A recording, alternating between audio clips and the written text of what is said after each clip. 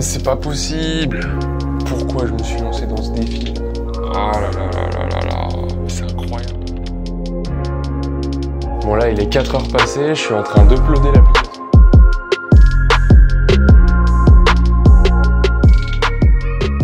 Ça fait longtemps que j'ai plusieurs idées d'applications en tête et que j'ai envie de les publier, mais le problème c'est qu'à chaque fois, il y a des nouveaux projets qui arrivent qui repoussent encore et encore la création de mes propres applications. Et j'ai remarqué qu'à chaque fois que je repoussais des projets, que ce soit par flemme ou parce que c'était pas ma priorité, il suffisait que je passe la première étape de ce projet pour que justement, ça y est, je sois lancé et que le projet soit en marche. Du coup, je me suis dit qu'on allait arrêter les excuses et c'est pour ça que je me suis lancé ce défi de créer et publier une application sur l'App Store en 24 heures.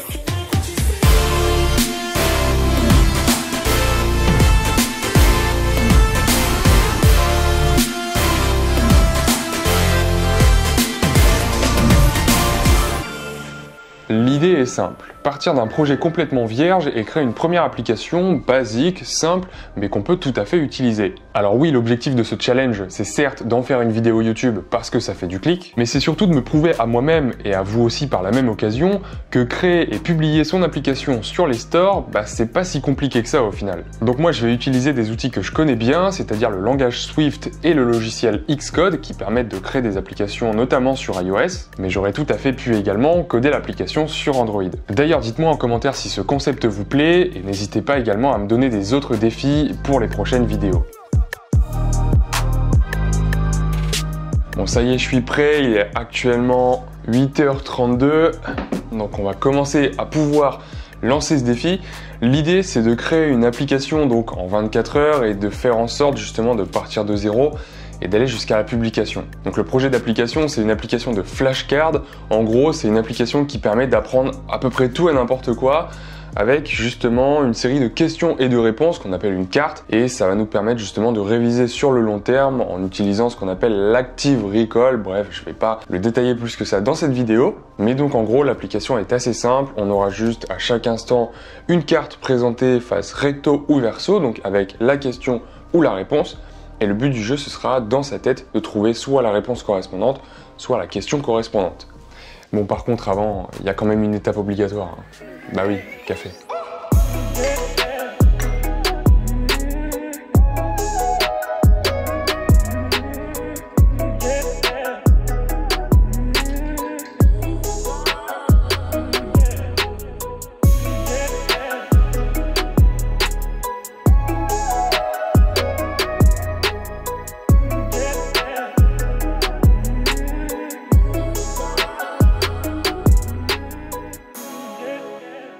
Bon, j'ai fait quelques recherches sur le sujet avant de me lancer dans le développement, et ce qui est ressorti, c'est qu'on peut utiliser une technique avec des boîtes en fait dans laquelle on vient mettre nos flashcards, et en fonction de comment on répond à telle ou telle question d'une flashcard, on va déplacer cette carte dans une boîte. Et ça va permettre justement de créer un algo qui va me déterminer quelles sont les cartes que je dois réviser aujourd'hui, demain, après-demain, etc., etc. Alors ce que j'aime bien faire en général quand je développe une application, c'est faire un espèce de petit mock-up, un brouillon sur papier ou sur l'iPad, et là du coup je vais essayer de me lancer là-dedans pour voir un peu à quoi peut ressembler l'application, et surtout pour être sûr que j'ai pas oublié un bouton à droite à gauche, et ça va me permettre également de bien déterminer quelles vont être les données dont je vais avoir besoin. Ça va me permettre de structurer tout ça.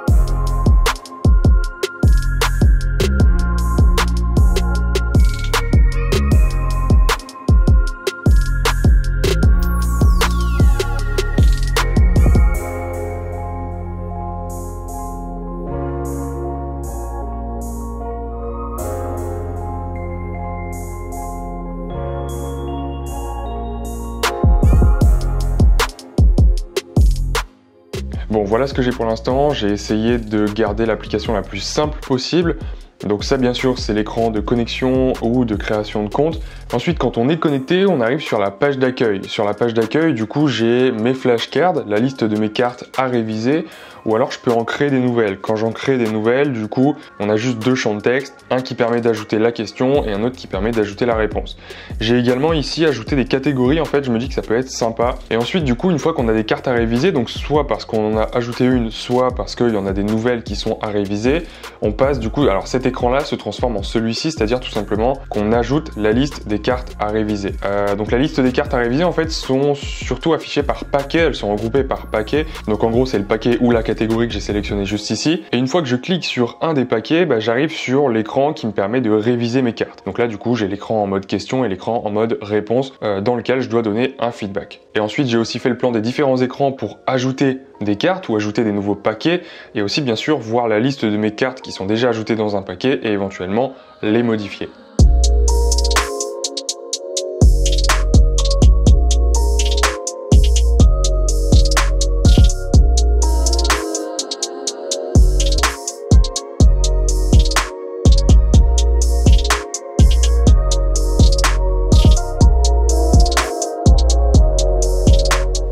Mais c'est pas possible.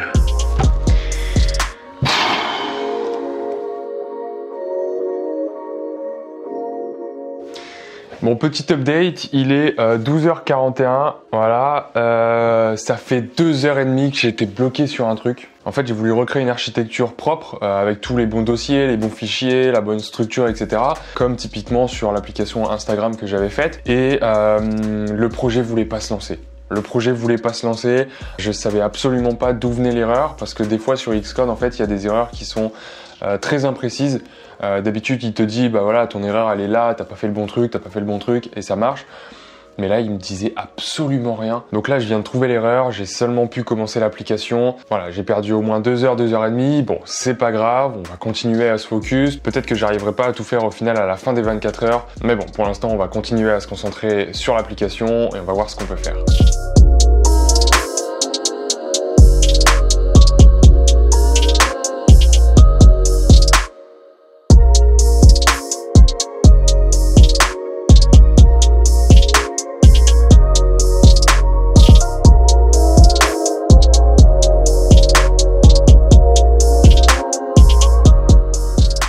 Bon là il est à peu près 2 heures de l'après-midi je crois, j'ai réussi à faire pas mal de choses, j'ai commencé à faire les différents écrans, justement je vais vous montrer.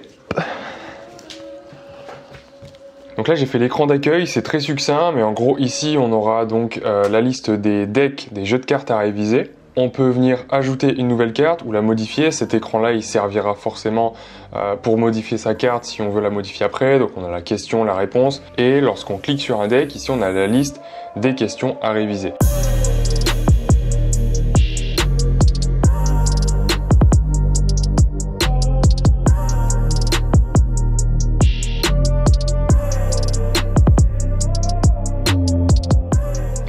Bon, petit update, il est 5h30 à peu près. J'ai réussi à faire la plupart de l'interface utilisateur, en tout cas tout ce qui est logique de présentation, etc.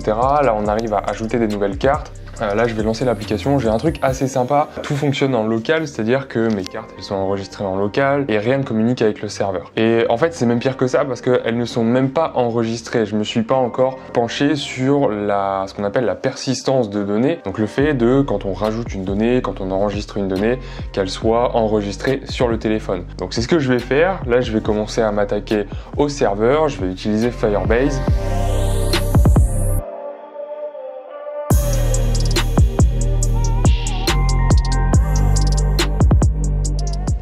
Bon voilà, après plusieurs heures de galère avec le serveur, là j'ai réussi à créer les connexions entre l'application et Firebase. Donc là on arrive à échanger des données, que ce soit récupérer ou envoyer des flashcards ou mettre à jour des flashcards si elles existent déjà, ou créer des nouveaux decks avec les questions et les réponses pour chaque flashcard.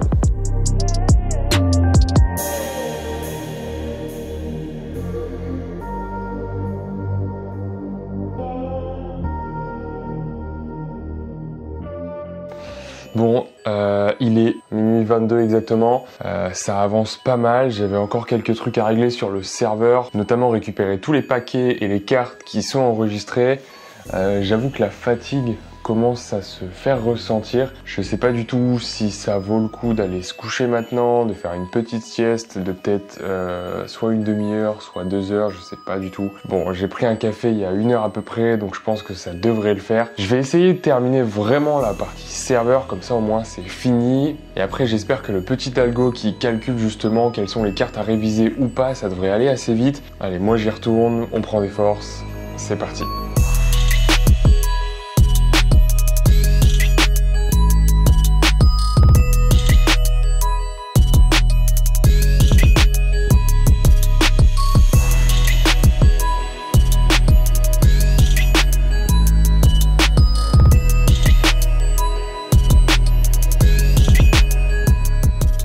Voilà ce qu'on a pour l'instant. On peut ajouter un nouveau package, par exemple pour le semestre 3, on va dire. On sauvegarde le package, il apparaît ici, mais il est également sur la base de données. Et là, du coup, on peut venir ajouter une carte avec la question, la réponse. On l'enregistre, c'est également envoyé sur la base de données. Et maintenant, on va pouvoir commencer à gérer en fait les réponses, les envoyer sur le serveur afin de calculer quelles sont les cartes qu'il faut réviser absolument, qu'il faut réviser demain, dans une semaine, etc., etc.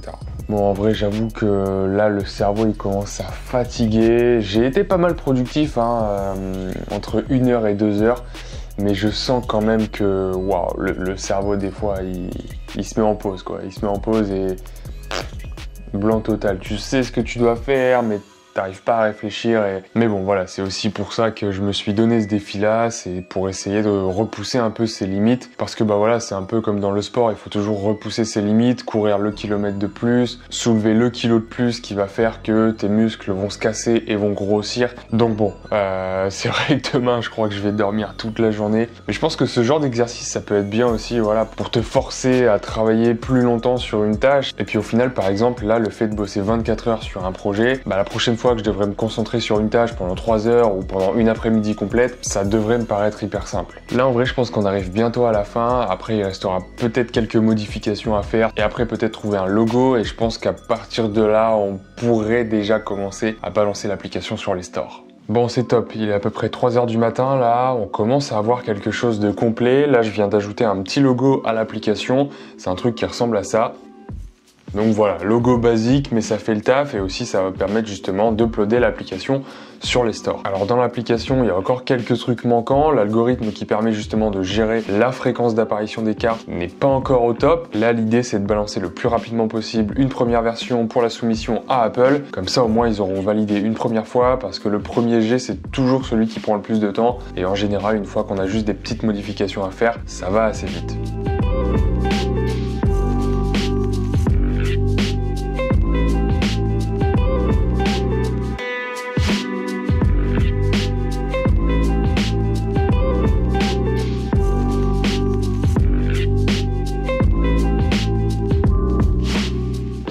Bon là il est 4 heures passées, je suis en train d'uploader l'application sur l'App Store, ça prend pas mal de temps, du coup je pense que ce que je vais faire c'est laisser ça tourner pendant la nuit. Je vais aller me coucher parce que là je suis complètement mort, mon cerveau il n'arrive plus à réfléchir. Donc là on est samedi après-midi, soit à peu près 12 heures après que j'ai soumis l'application à Apple pour qu'elle la vérifie et qu'elle la publie sur l'App Store. Et j'ai déjà reçu un mail de leur part en me disant que l'application avait été acceptée. Du coup c'est cool, vous pouvez la télécharger gratuitement, je vous ai mis le lien dans la description et de toute façon je vais prévoir de faire des mises à jour et des ajouts de fonctionnalités dans les prochaines semaines. Donc n'hésitez pas à aller tester l'application et à me donner vos retours ou vos suggestions d'amélioration dans les commentaires. En tout cas j'espère que cette vidéo vous a plu, si c'est le cas n'hésitez pas à me le faire savoir en lâchant un gros pouce bleu. Vous pouvez aussi aller checker mes autres vidéos en cliquant juste ici et à vous abonner en cliquant juste là si c'est pas déjà fait. En tout cas moi j'ai kiffé ce défi et je vous dis à très bientôt pour une prochaine vidéo.